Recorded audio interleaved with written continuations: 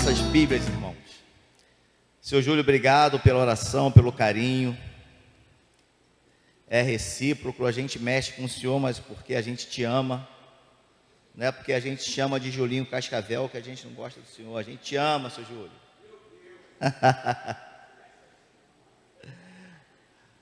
Amém, irmãos? Abram suas Bíblias no livro de Mateus, no capítulo 25, a partir do versículo 14, que é o tema do nosso congresso, amém?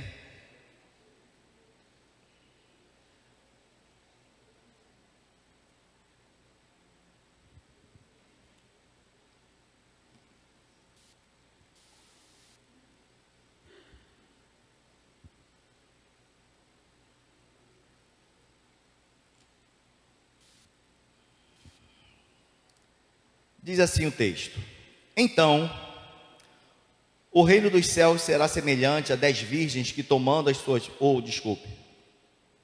na parábola das virgens, é o 14. Pois será como o homem que, ausentando-se do país, chamou os seus servos e lhes confiou os seus bens. A um deu 5 talentos, a outro 2, a outro 1, e a cada um segundo a sua própria capacidade, e então partiu. Que recebera 5 talentos, saiu imediatamente a negociar com eles e ganhou outros 5. Do mesmo modo, o que recebera 2 ganhou outros 2. Mas o que recebera 1, saindo, abriu uma cova e escondeu o dinheiro do seu senhor. Até aqui, irmãos. Pai amado, Pai querido, a igreja pode se assentar. Senhor, que Tu venhas permitir com que eu passe tudo aquilo que foi visto, Senhor, de forma organizada, concatenada, Senhor amado, que seja passado conforme aquilo que Tu colocaste no meu coração, amém? O livro de Mateus, irmãos, ele é um livro que é voltado diretamente para os judeus, para os judaizantes, e Mateus, ele faz uma vinculação entre Jesus, e Deus, e as promessas do Antigo Testamento. Quando nós começamos a ler o livro de Mateus, nós percebemos a primeira vinculação que Mateus faz é através da genealogia. Ele começa trazendo Jesus, vinculando ao que eles esperavam como o Deus da promessa.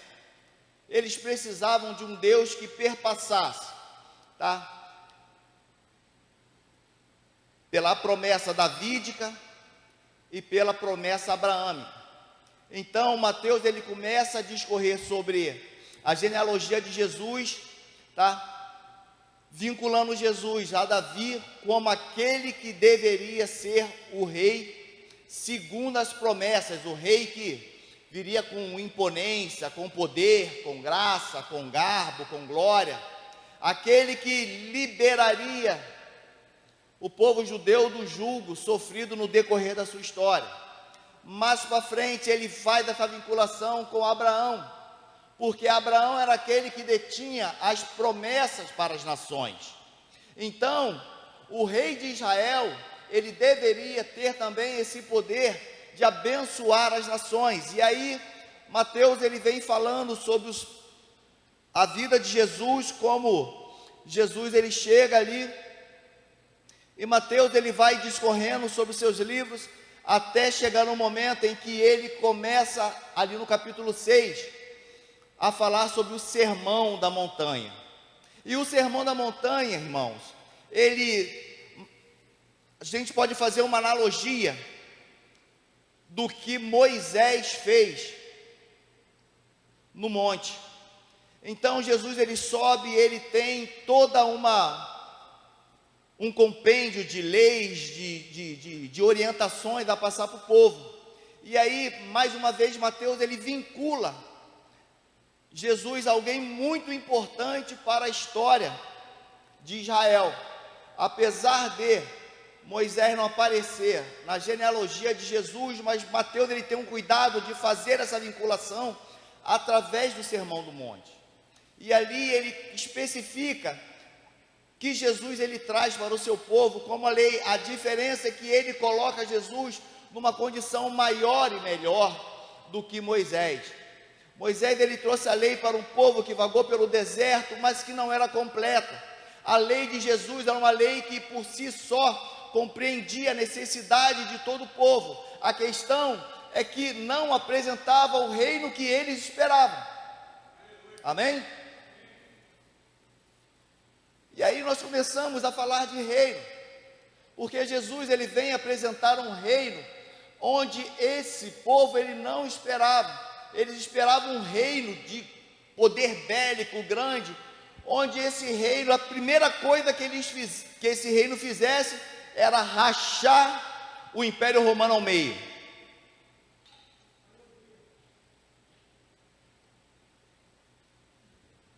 A questão é que Jesus ele não veio com essa característica. Ele veio apresentar um reino sim, mas um reino escatológico, o reino do seu Pai. E aí Jesus ele começa a pregar para os judeus e começa a ter a sua pregação quebrada. Ele começa a ter a sua pregação retida. Eles não aceitam aquilo que Jesus começa a falar do reino de Deus, do que o reino traria para eles. Então, o que acontece? Os doutores da lei, aqueles que tinham posse, aqueles que eram entendidos, inteligentes e tal, começam a rejeitar a Jesus. E aí Jesus ele começa a buscar um novo povo, um povo sem eira, sem beira, um povo sem referência. E em sua grande maioria Jesus ele começa a falar do seu amor, do reino do seu Pai para os aleijados, os mancos, os mudos, os cegos, os pobres. Mas quando nós falamos de pobre, não é aquele pobre que conseguia se suster, era o pobre paupérrimo, sem condição de subsistência. E Jesus ele se dirige a esse povo. E aí ali no capítulo 55 de Isaías, nós vemos uma passagem muito interessante.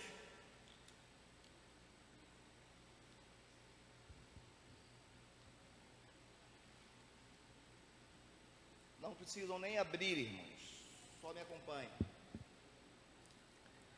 Diz assim o texto, Isaías 55, 5 e 6: Eis que chamarás uma nação que não conheces, e uma nação que nunca te conheceu correrá para junto de ti, por amor do Senhor, teu Deus, e do Santo de Israel, porque este te glorificou. Buscai o Senhor enquanto se pode achar, invocai-o enquanto está perto. E aí, irmão, nós percebemos que a pregação de Jesus, ela começa a mudar o enfoque, não do que ele trouxe, mas para o público-alvo. O público-alvo eram os judeus, eram os que detinham o conhecimento da lei, os que eram sábios. Mas aí ele começa a mudar o seu enfoque e começa a atingir essas pessoas. E ali Jesus começa a operar, começa a fazer milagres. Jesus começa a trazer qualificação, começa a trazer entendimento a essas pessoas. E principalmente, Jesus começa a trazer um alento para as suas almas. Aqueles que tinham a imagem totalmente deturpada, aqueles que tinham a estima debilitada, Jesus ele começa a trazer esse povo para perto de si e mostrar que eles eram valorosos para o Pai, amém? E a pregação de Jesus discorre para esse povo, até chegarmos, irmãos, ali no capítulo, a partir do capítulo 8 e 10, Jesus ele começa a operar alguns milagres. E aí Jesus ele começa a mostrar para esse povo que o reino dele consistia em lutar contra um reino mau, contra um reino espiritual, para trazer libertação, para trazer salvação, para trazer cura. E aí esse reino que os judeus não conseguem entender, não conseguem perceber e conceber o que Jesus estava fazendo, porque na cabeça deles, eles eram perfeitos, eles eram cumpridores da lei, eles cumpriam ipsilíteres aquilo que eram proposto segundo a lei de Moisés e segundo o que o pai Abraão apresentou para eles, mas isso não era o que Jesus vinha trazer. Jesus, ele queria um reino, mas um reino em primeiro lugar espiritual, um reino escatológico, um reino que estava por vir, que fosse salvar uma humanidade. E aí eles começam a se debater, e principalmente quando Jesus ele começa a se postar como o rei que foi profetizado em Isaías 53. Um rei que teria que padecer por um povo, teria que sofrer, teria que se entregar como uma ovelha muda, teria que verter o seu sangue na cruz em prol de um povo. E aí, meu irmão, os judeus piram. E aí eles começam a conspirar contra Jesus. E aí Jesus, sabendo tudo que se intentava em seus corações, Jesus começa a falar por parábolas. E a partir do capítulo 24, Jesus ele oferece uma tríade ali de parábolas, trazendo um mesmo assunto, mas com escopo diferente. A partir do capítulo 24, no versículo 45, Jesus ele começa a falar da parábola do bom e do mau servo. Depois ele vai e se estende a parábola das 10 virgens, até culminar na palavra dos talentos. Essas 3 parábolas, meu irmão, elas são, na verdade, uma advertência a nós, ao povo de Deus. Alguns vai dizer que Jesus ali estava condenando, porque na maioria dessas parábolas ele fala ao final que haverá choro e ranger de dente, que haverá julgamento, mas na verdade é uma advertência que Jesus nos faz como seus servos. E aí você pode perceber a vinculação entre elas, porque na parábola do servo mau, Jesus ele fala sobre a sua volta e o seu reino, mas ele faz um lembrete: cuide da minha casa. Na parábola das virgens, ele fala a mesma coisa, ele apresenta o seu reino e fala da sua volta, e faz um lembrete às virgens: estejam diligentes, estejam atentas, até chegar nos talentos. Na parábola dos talentos, Jesus nos alerta a estarmos diligentes com o trabalho na casa do Senhor, até que Ele volte. E aqui, meus irmãos, eu começo a pregar.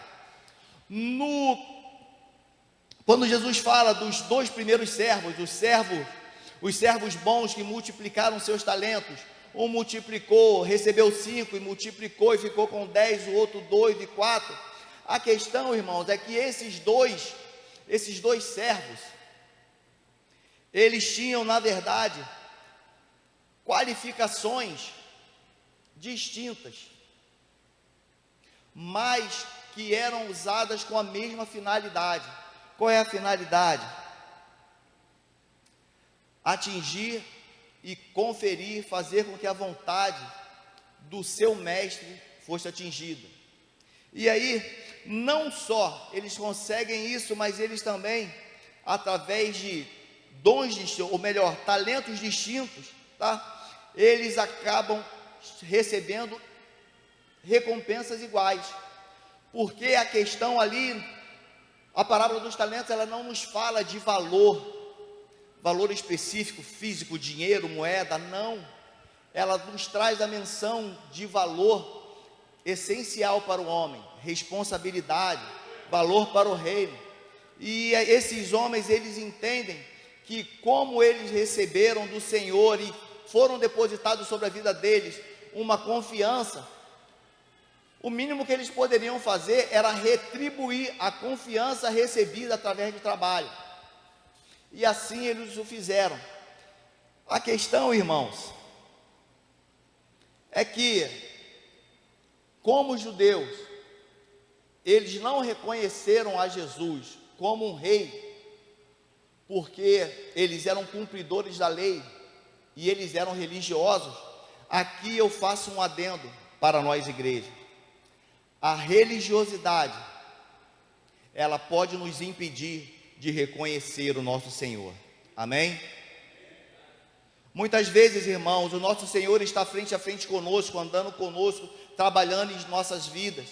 A questão é que, em determinados momentos, nós nos colocamos numa posição de cumpridores daquilo que o Senhor nos colocou, e até mesmo na casa do Senhor, e essa questão é nos colocar como ativista. Nós trabalhamos, cumprimos tudo aquilo que o pastor pede. Eu chego cedo, eu abro a igreja, eu limpo a igreja, eu limpo o banheiro, eu sirvo ao meu pastor aqui no púlpito, eu controlo a luz, eu sirvo água, eu limpo a igreja. A questão é que não é só você trabalhar, mas é você ter o coração na obra. É fazer com que a obra esteja dentro de você e você faça por amor. Esses servos, eles não se colocaram ali como meros trabalhadores, porque se eles trabalhassem ou não, o seu Senhor não estaria ali, não veria. Eles também não saberiam quando o Senhor ia voltar, mas eles, por amor à obra, eles fizeram conforme foi dito. Se eu tenho que multiplicar, eu vou fazer direitinho. Essa é a questão de nós como servos do Senhor.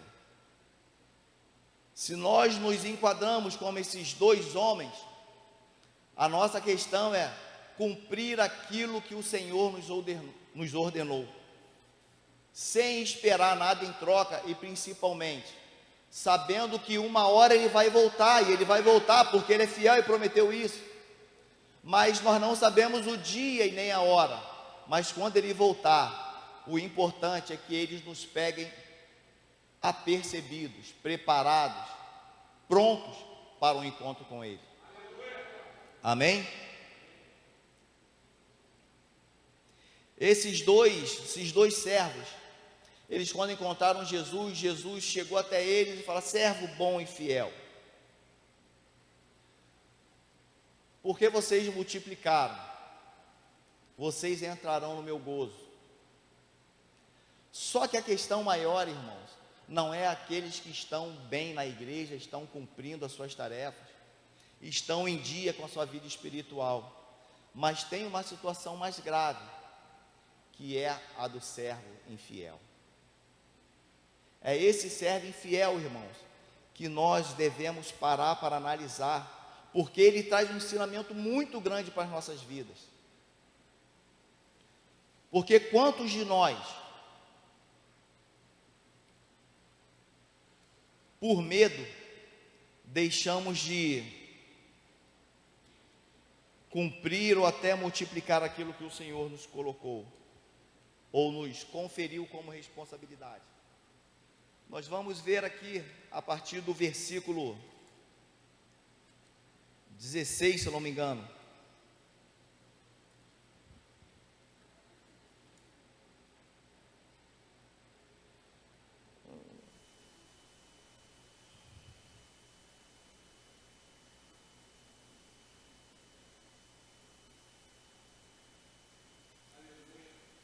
Glória a Deus, está aqui.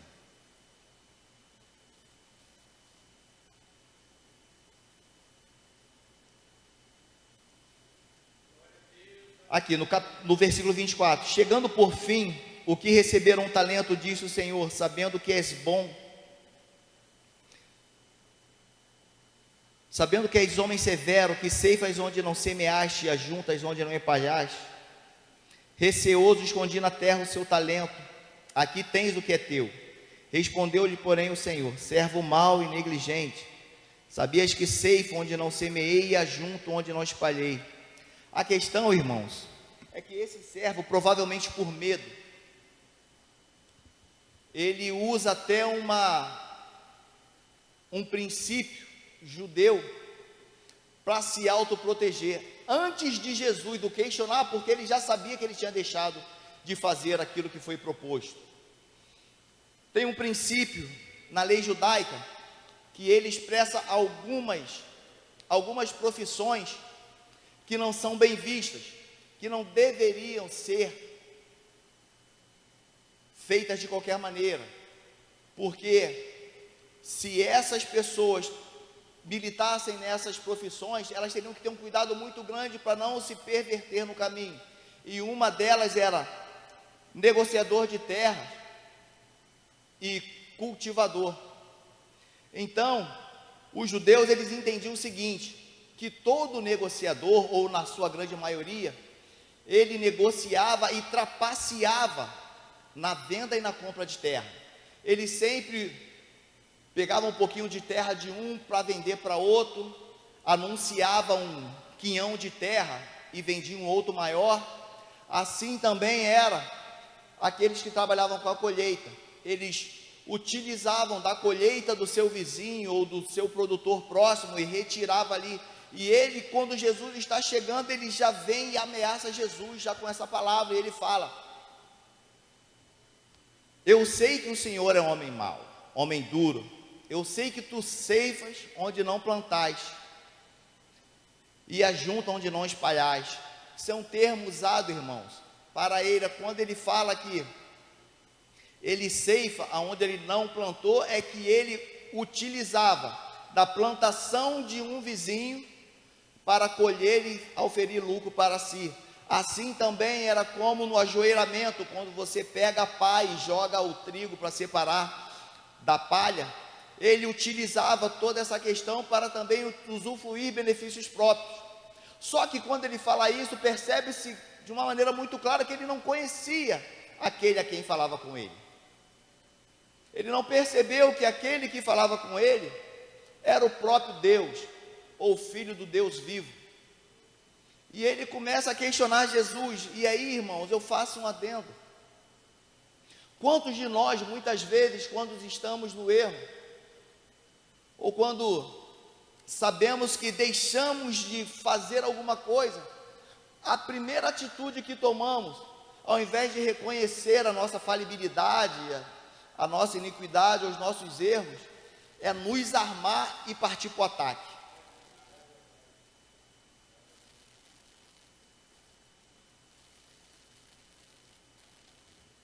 Nós muitas vezes, irmãos, nos colocamos na posição e na condição desse servo infiel,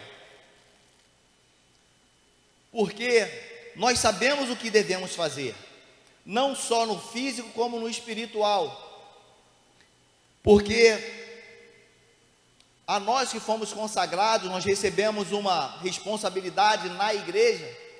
Não foi em vão, essa responsabilidade ela foi dada porque o pastor Sérgio, além de orar, ele olhou para nós e viu em nós condição de efetuarmos isso com excelência, com qualidade. A questão é que muitas vezes nós olhamos e falamos: poxa, eu recebi, mas não é isso que eu quero. E aí, irmãos, eu até classifiquei esse servo infiel como crente limão. O crente limão, ele é aquele que, apesar de ter recebido uma responsabilidade, irmão, para ele nunca está bom. Ele não consegue enxergar além das suas dificuldades, além dos seus problemas. E aí, ele chega na igreja, por vezes ele até contamina o irmão que já está ali. Aí ele chega: meu dia hoje não foi bom, tal. Aí o líder dos obreiros chega e fala para ele: meu irmão, tu vai ter que ficar aqui na portaria porque um irmão faltou. Mas eu não estava escalado na portaria. Por que eu tenho que ficar na portaria? O meu lugar não era ali, eu ia estar lá no púlpito, mas por que eu vou para lá? Por que eu quero ficar ali? Meu irmão, o cara é um chorão, é um reclamão. Só que não é somente esse crente limão que comete essas falhas, nós também cometemos, irmãos. Nós, por vezes, somos o crente limão, porque muitas vezes o Senhor, Ele fala conosco de maneira íntima: meu servo, eu quero que você vá por esse caminho. Rapaz, aí a gente começa a orar, começa a buscar, começa a orar, começa a buscar. E aí tu começa a falar que é um homem de fé, porque tu está orando, está buscando, e o Senhor não está falando. Na verdade, irmãos, você sabe que o Senhor quer da sua vida, Ele já te falou, e você, na teimosia, porque não quer fazer, você insiste em orar. Você passa a ser um Jonas da vida. Senhor, eu não quero ir lá pregar para aquele povo, eu não quero levar a palavra para aquele povo, aquele povo não te merece, aquele povo é um povo vil, é um povo mau. Mas não foi isso que Deus te mandou, irmãos. Deus te mandou ir lá e levar a palavra. Assim como para nós, muitas vezes o Senhor nos manda ir numa direção, e nós insistimos em não cumprir essa direção para o Senhor. E aí eu te pergunto, esse servo do texto, o servo mau, que enterrou os talentos, ele é mau porque ele enterrou os talentos? Ou ele é mau porque, à medida que o seu Senhor se aproxima, ele o questiona de uma coisa que ele não é? Quantas vezes nós colocamos o nosso Deus contra a parede, pedimos algo que não merecemos, e achamos que deveríamos receber de qualquer forma? Quantas vezes nós esperneamos com Deus e questionamos ao Senhor: Senhor, eu quero, Senhor, eu quero trocar de carro, Senhor, eu quero uma casa nova, Senhor, eu acho que eu mereço ser pastor, Senhor, eu tenho chamado, Senhor, as pessoas foram ousadas para mim e disseram que eu tenho chamado, Senhor, que o Senhor vai me colocar como pastor, o Senhor vai me levantar. Por que o meu pastor não olha para mim? Por que o meu pastor não me consagra? Eu estou aqui tem tanto tempo, pastor. E aí, irmãos, você não entende que existe um coeficiente de tempo chamado ΔT. E esse tempo é o tempo de Cristo, é o tempo de Deus fazer. Se nós nos colocarmos na posição dos dois primeiros servos, enquanto o Senhor não fizer, enquanto Ele não voltar, eu continuo trabalhando, eu continuo fiel à obra, eu continuo exercendo aquilo que Ele me chamou. Se o pastor me chamou para eu ficar na portaria, é ali que eu vou ficar, meu irmão. Eu vou fazer da melhor maneira, eu vou fazer com excelência. Se o culto começa às 9h30, eu vou chegar às 9h, vou abrir a portaria, vou passar uma vassoura ali, vou recolher o lixo, vou olhar o banheiro, vou ver se está tudo ok, porque foi para isso que eu fui chamado.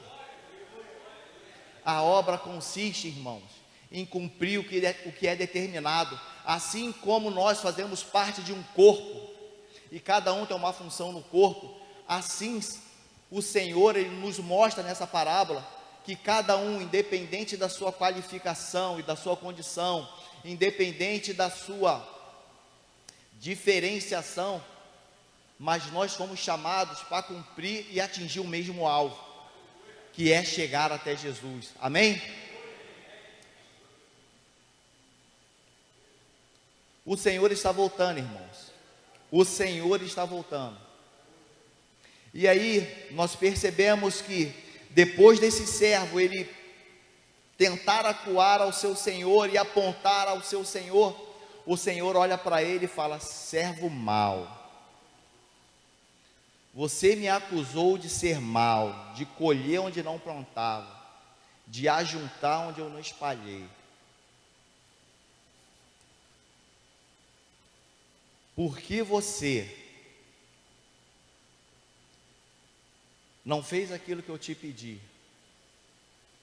Eu vou te mandar para as trevas interiores, e depois vou te mandar para um lugar onde há choro e ranger de dente. A questão, irmãos, é que as trevas exteriores, quando nós paramos para analisar, porque Jesus, Ele não condenou ninguém ao inferno ainda. O inferno, ele foi feito para o diabo e seus anjos, mas nós entendemos que Jesus é a luz do mundo, e como nós falamos de um reino escatológico, a nova Jerusalém celestial, ela é e vai ser iluminada pelo próprio Deus, pelo Cordeiro. A sua luz, ela vai iluminar e trazer luz à nova Jerusalém celestial. E com isso, irmãos, eu quero trazer um entendimento aqui.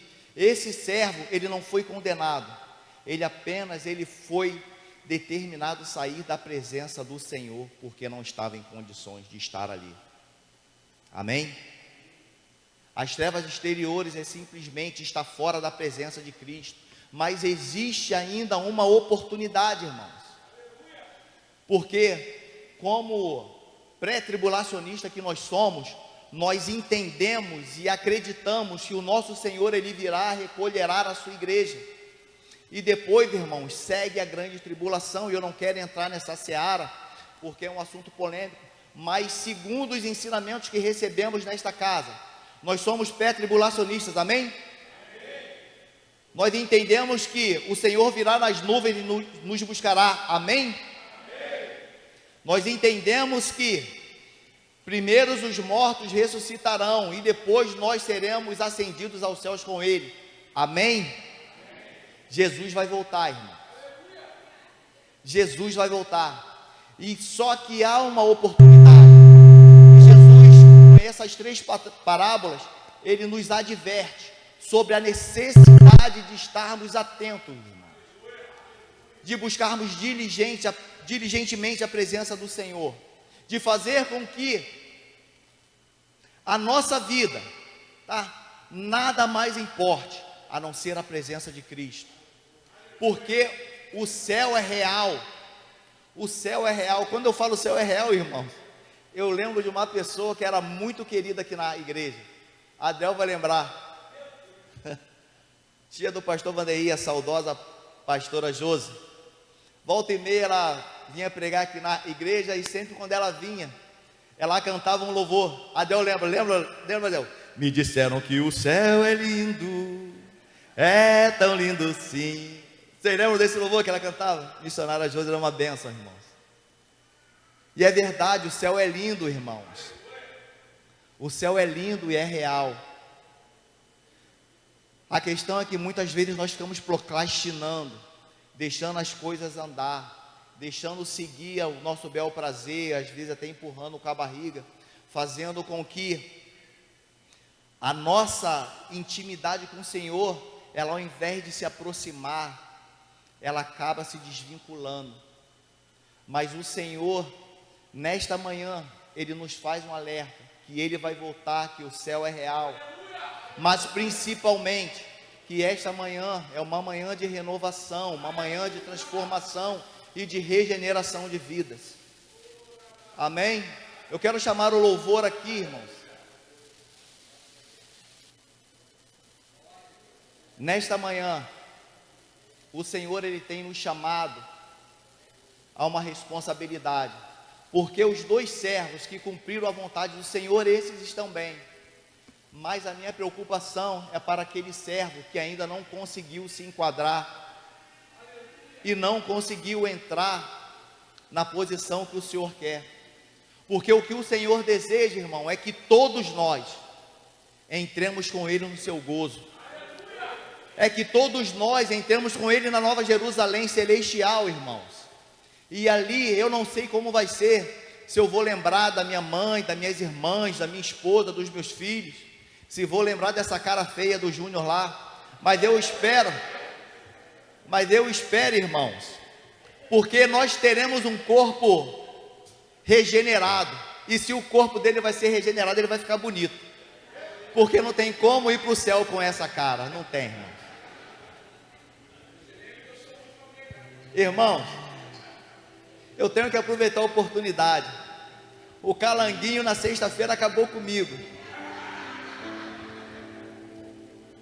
Ele aproveitou, irmão, ele ficou falando: varão, no sábado nós estávamos daquele, varão, tu vai ver só, eu vou te usar, porque eu sei que você não liga. Tu vai me usar, vou te usar, varão, vou te usar. Falei, amém, amém, glória a Deus. Mas a questão, irmãos, eu peço até para a igreja ficar de pé nesse momento.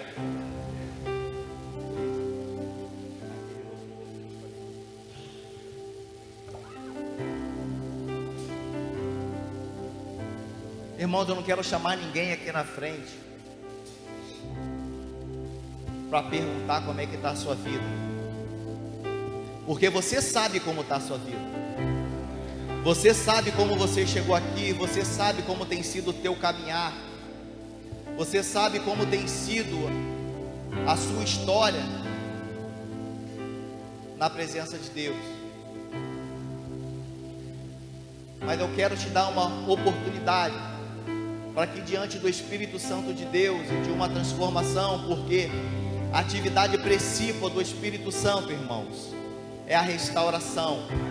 Assim como aconteceu ali no Éden, ele estava na face do abismo, e ele ministrava sobre o abismo, trazendo a forma original como Deus criasse.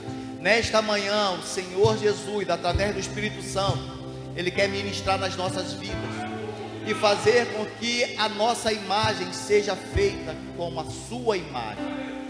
Ele quer fazer com que a sua face resplandeça sobre a nossa, e fazer com que os caminhos maus sejam deixados de lado, os questionamentos, as dúvidas sejam largados de lado, para que nós cumpramos sem questionar aquilo que Ele nos propôs.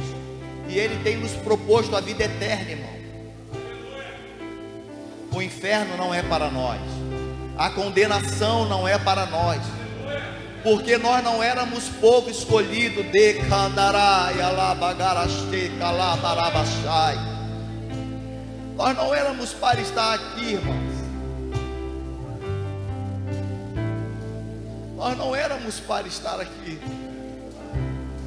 Esse Deus maravilhoso,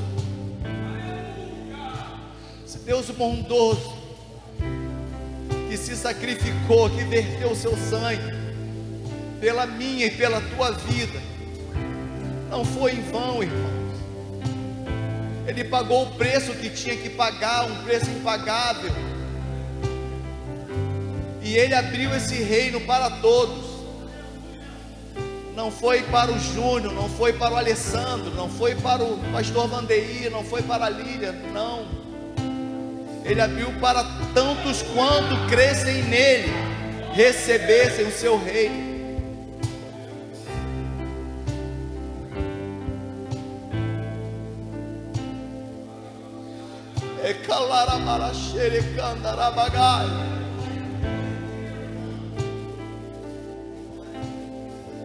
Eu vejo a face sofrida do meu Deus naquela cruz, sendo vituperado, espancado, cuspido, maldito por uma coisa que Ele não fez, porque nós fizemos. Mas ainda assim, irmãos, Ele falou: eis-me aqui, eu pago o preço pela tua vida, porque eu quero que tu entre no meu gozo.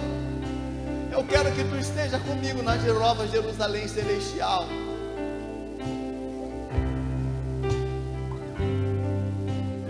Irmãos, não vai ser completo. Não vai ser completo como está ali em Mateus 24, a partir do 37, que estarão dois no campo, um será colhido e o outro ficará. Estarão andando dois, um será colhido e o outro ficará. Irmãos, não será completo para mim se o Senhor nos permitir conhecermos no céu, eu olhar, irmãos, e não ver alguém dessa casa comigo ali no céu. A ideia é que todos nós estejamos juntos, e este é o momento. Eu quero chamar toda a igreja aqui na frente. Não quero perguntar como é que você está, eu não quero saber como você está. Eu só quero que você venha aqui na frente, toda a igreja.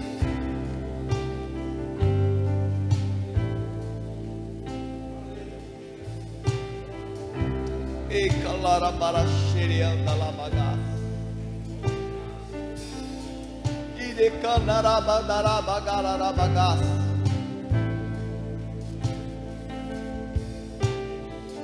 Parece que o pastor Vandeir já entendeu, irmão. Eu quero que você escolha um irmão. Você abrace um irmão. Você olhe para ele. Olhe para o teu irmão e fale assim: você vai estar comigo no céu. Você vai subir comigo. Você não vai perecer. Você não vai ficar. Se hoje você está enterrando os teus talentos, é momento de você levantar a sua cabeça, de você olhar para o seu rei e falar: Senhor, eis-me aqui. Agora eu quero multiplicar aquilo que o Senhor me deu. Se eu não consegui até hoje, me ensina, Senhor. Me leva ao entendimento de como eu faço, mas eu não quero ficar e eu não vou ficar. Amém, irmão?